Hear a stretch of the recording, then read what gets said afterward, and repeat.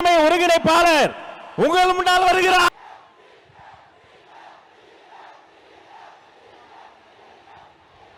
பெரியார் பிறந்த மண்ணில் வெற்றி கழகத்துடைய தலைவர் இங்கே வருகை தந்திருக்கிறார்கள். காலத்தின்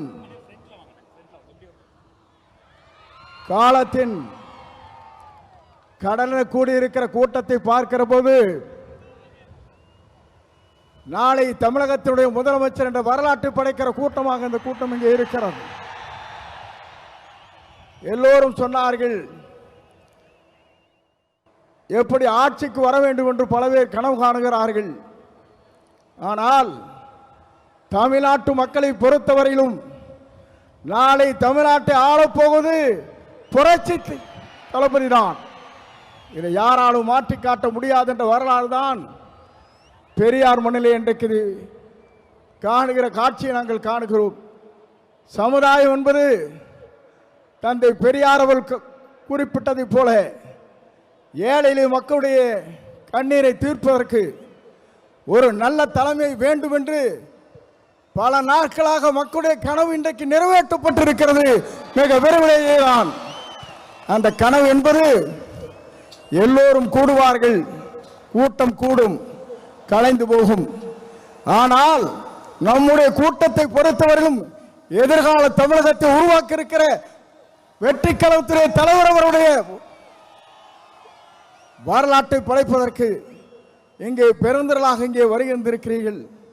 அதோடு மட்டுமல்ல, சிலவே நினைக்கிறார்கள் தலைவரை பொறுத்தவரையிலும் மனிதனை மிக்கவர், நல்லவர், வல்லவர், உங்களுக்காகவே வாழ்ந்து கொண்டிருப்போர் என்பதை மறந்துவிடக் கூடாது. ஏனென்று சொன்னால் ஒரு ஆண்டுக்கு 500 கோடி ரூபாய் வருவாய் அது தேவையில்லை என்று விட்டு மக்களுக்கு பணியாற்றுவதற்கு ஒரு தலைவர் வந்திருக்கிறார் என்று சொன்னால் உலக வரலாற்றில் புரட்சி தலைவரை பார்த்தேன், இன்றைக்கு புரட்சி தளபதி இன்றைக்கு காணுகிறேன். ஆகவேதான் மக்கள் இங்கே திரண்டிருக்கிறார்கள். என்னை பொறுத்தவரையிலும் இது தீர்ப்பளிக்கிற கூட்டம். தீர்ப்பளிக்கிற கூட்டம் மட்டுமல்ல, நீங்கள் திரண்டு வந்தால் நாடே தாங்காது என்கிற முறையிலே தான் இங்கே அற்புதத்தை தின்று கொண்டிருக்கிறீர்கள். உங்களை பொறுத்தவரையிலும் எதிர்காலம் பிரகாசம் உள்ள எதிர்காலமாக மாறப்போகிறது. எல்லோரும் சொன்னார்கள், எவ்வளவு வெற்றி பெறப் போகிறார் என்று சொன்னார்கள். 234 அவர் ஆரை விரல் காட்டுகிறாரோ அவர் தான் தமிழ்நாட்டில் சட்டமன்ற உறுப்பினர் என்ற வரலாற்றை படைக்கின்ற அளவிற்கு நீங்கள் வாருங்கள், வெற்றி தேடித்தார் என்று அழைத்து விரைவுகிறேன். நன்றி, வணக்கம். கொங்கு மண்டல மக்களுக்கு என்னுடைய வணக்கங்கள். அதாவது 200-300 ஆண்டுகளாக விவசாயமாக இருக்கட்டும், தொழில்களாக இருக்கட்டும், அனைத்திலும் செழிப்பாக இருந்த இந்தியாவிற்கு எடுத்துக்காட்டாக இருக்கும் கொங்கு பகுதி மக்களுக்கு இந்தியா முழுவதும் தலைவணங்க வேண்டும். நீங்க எல்லாம் ஒரு விஷயத்தை மறந்திருக்க மாட்டீங்க, செம்மொழி மாநாடுன்னு ஒன்று போட்டாங்க, மறந்திருக்க மாட்டீங்க. அதுவரை இங்க நடக்கும் தொழில்கள் செழிப்புகள் வெளியே தெரியாமல் இருந்த விஷயங்களை செம்மொழி மாநாடு மூலம் உங்கள்ட்ட எவ்வளவு வசூல் பண்ணாங்க அன்னைக்கு முடிவு பண்ண இந்த மக்கள் அதோட திமுகவை முடிச்சு கட்டினாங்க. கிட்டத்தட்ட 13, 15, 16 வருஷம் ஆச்சு. செம்மொழி மாநாடு வரைக்குமாவது ஏதோ அங்க ஒன்று இங்க ஒன்றுமாக திமுக வந்து கொண்டிருந்தது. மொத்தமாக திமுகவை தொடச்சி வெளியே போட்டது அந்த செம்மொழி மாநாடு. ஏன்னா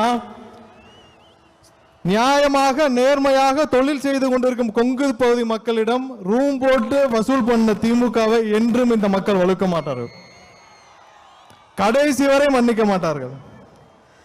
ஒரு விஷயத்தை பார்த்தீங்களா, இங்க பல அமைச்சர்கள் இருக்காங்க கொங்கு செய்தில. இந்த அமைச்சர்களுக்கெல்லாம் கொடுக்கப்பட்ட துறை என்ன?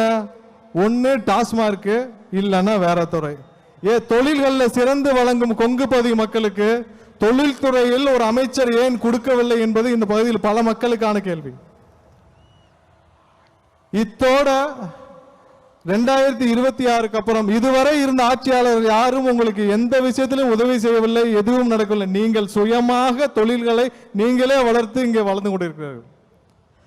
திருப்பூரா இருக்கட்டும், பல பகுதிகளாக இருக்கட்டும், உங்களுக்கு எந்த விதத்திலும் எந்த ஒத்துழைப்பும் எந்த உயரத்திலும் இந்த இதுவரை இருந்த அனைத்து அரசுகளும் எதுவும் உதவி செய்யவில்லை. ஆனால் 2026க்கு அப்புறம் இங்க உள்ள தொழில்கள் பல மடங்கு வளர உங்களுக்கு அனைத்து வகையிலும் உதவி செய்ய நம்மளுடைய தளபதி உங்களுடைய அண்ணன் அவர்களின் ஆட்சி கண்டிப்பாக வரும். இங்க இருக்கிற ஒவ்வொரு பகுதி மக்களுக்கு தேவையான அளவிற்கு அவர்களுக்கு ஒரு தகுந்தாற் போல் அமைச்சரவையும் கொடுக்கப்படும். திருப்பூருக்கு என்ன தேவை, கோயம்புத்தூருக்கு என்ன தேவை, அங்குள்ள தொழில்களுக்கு என்ன தேவைங்கிறத முற்றிலும் உணர்ந்து இங்க உள்ள அனைத்து விஷயங்களையும் உயர்த்துவதற்கு நம்மளுடைய தளபதி அவர்கள் 2026 முதலமைச்சராக அமர்வார். 2026 தேர்தலில் ஒரு விஷயம் எல்லாரும் நியாயம் நீங்க மனசுல வச்சுக்கணும். அது திமுக இருக்கிற எம்எல்ஏ அமைச்சர்கள் எல்லாருக்கும் தெரியும். ஈரோடு முத்துசாமி அவர்கள் முதல் கொங்கு நம்மளுடைய கரூர் செந்தில் பாலாஜி வரை யாரும் ஜெயிக்க போவது கிடையாது. அனைவரும் அவங்களுடைய தொகுதியை மாற்ற வேண்டும் என்று முடிவு செய்து வைத்திருக்கிறார்கள். ஆனா எங்க போனாலும் விடாதீங்க, எல்லாரையும் முடிச்சு அனுப்புங்க. 2026 கொங்கு பகுதி முழுவதும் நம்மளுடைய தமிழக வெற்றி கழகத்தின் கொடிதான் பறக்க வேண்டும். பவானி யாரும் காவிரி யாரும் ஓடுற இந்த கொங்கு மண்டலத்தின் ஈரோடு மாவட்டத்திற்கு வருகை தந்திருக்கும் நம் வெற்றி தலைவர் ஜனநாயகன் அண்ணன் விஜய் அவர்களே, கழகத்தின் பொதுச் செயலாளர் அண்ணன் ஆனந்த் அவர்களே, கொங்கு நாட்டின் சிங்கம் இல்ல கொங்கு நாட்டின் இளம் சிங்கம் அண்ணன் செங்கோட்டையன் அவர்களே. நான் ஏன் இளம் சிங்கம் சொல்றேன்னா, அண்ணன் எப்ப டிவிகேல சேர்ந்தாரோ அப்பவே அவருக்கு 20 வயசு கம்மியாயிருச்சு. அப்ப என்ன ஸ்பீடு கூட நடக்கவே முடியல. மற்றும் மாநில மாவட்ட நிர்வாகிகளே, காவல்துறை நண்பர்களே, ஊடக நண்பர்களே, தளபதி நெஞ்சில் குடியிருக்கும் நண்பா நண்பிகளே, உங்கள் அனைவருக்கும் வணக்கம். கொஞ்சம் யோசிச்சு பார்த்தீங்கன்னா, நம்ம தலைவரும் காவிரி ஆறு மாறுதாங்க. ஆத்துக்கு ஏழை பணக்கார வித்தியாசம் தெரியாம எல்லா வயலுக்கும் பாயும். அதே மாதிரி தான் நம்ம தலைவரும் ஏழை பணக்கார வித்தியாசம் பார்க்காம, சாதி மதம் இனம் வித்தியாசம் பார்க்காம அனைவருக்கும் நல்லது மட்டுமே செய்யணுங்கிற ஒரே தலைவர் நம் தலைவர் அவர்கள். நம் தலைவர் அவர்கள் அனைவருக்கும், அனைத்து சாதியினருக்கும், அனைத்து மதத்தினருக்கும் பொதுவானவர். அதனால தான் நான் கேட்கிறேன், உங்களை பார்த்து கேட்கிறேன், அடுத்த முதலமைச்சராக யார் வர வேண்டும்?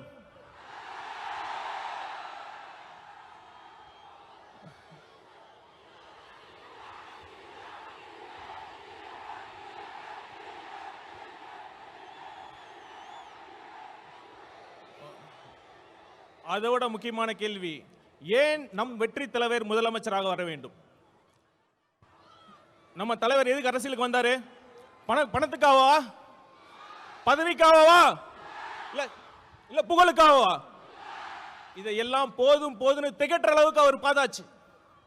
அவரோட நெருங்கி பழகியவன் என்ற முறையில் சொல்றேன், அவர் வரத்துக்கான ஒரே நோக்கம் தனக்கு பணம், பேர், புகழ் எல்லாம் கொடுத்த இந்த தமிழ்நாட்டுக்கும் தமிழக மக்களுக்கும் ஏதாவது நல்லது செய்யணுங்கிற ஒரே நோக்கத்துக்காக தான்.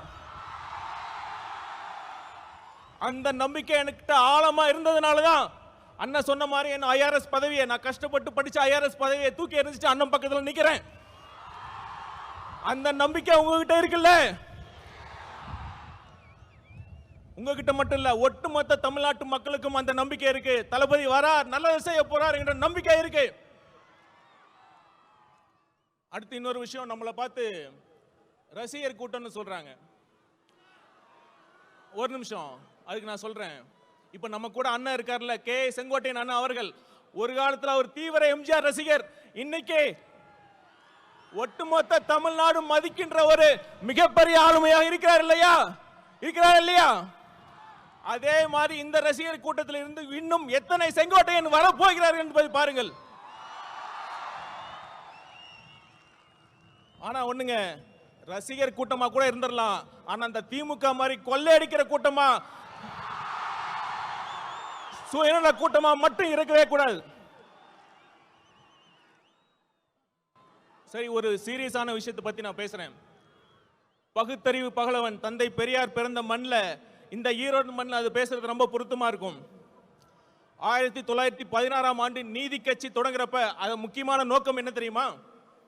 3% மட்டுமே இருந்த ஒரு குறிப்பிட்ட சாதியினர் முக்கால்வாசி அரசு பணியிடங்களை ஆக்கிரமிச்சிருந்தாங்க.